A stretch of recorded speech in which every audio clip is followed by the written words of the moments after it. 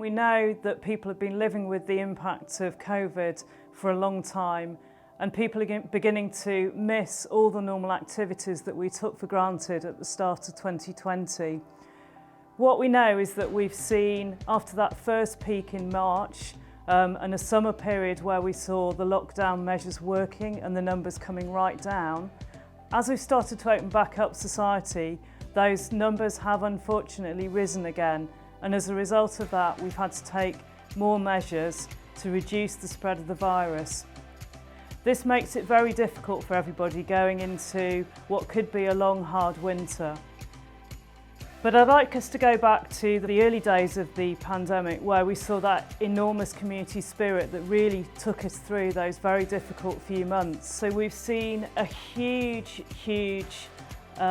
push from our voluntary and community organisations all the way through COVID. So people will remember the fantastic work around delivering food parcels, providing support to neighbours, and again that will be really important to keep us going. Those social networks, keeping an eye out for your neighbour, checking they're okay, making sure that people are staying cheerful. We know that the mental health impacts of what people are being expected to do can be really severe, so actually it's really important that we remember that and look after each other. And also it's really important to stay as physically active as you can. We know that we're moving into those winter months where it's much more difficult to get out and about. We've got darker nights, darker evenings, and actually it's all too easy to just stay at home, particularly with the restrictions, which mean we can't mix as much socially as we might like to. Or just get out for a walk in the park if you can do.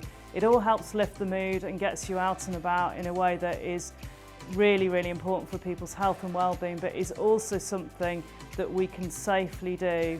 Being outdoors is much safer than being indoors.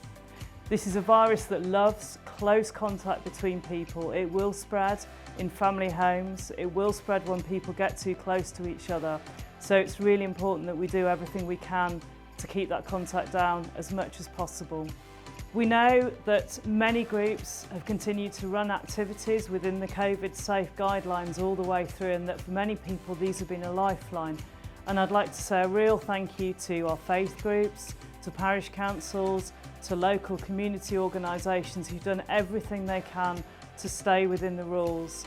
I know from my own experience how much time it takes to fill in risk assessments, but these are all the things that really keep people safe and can help us to keep some of these really important community activities going. I'd also really like to thank many of our faith communities who've also gone out and about to help with communities, delivering food parcels, supporting people that are known to them all the way through.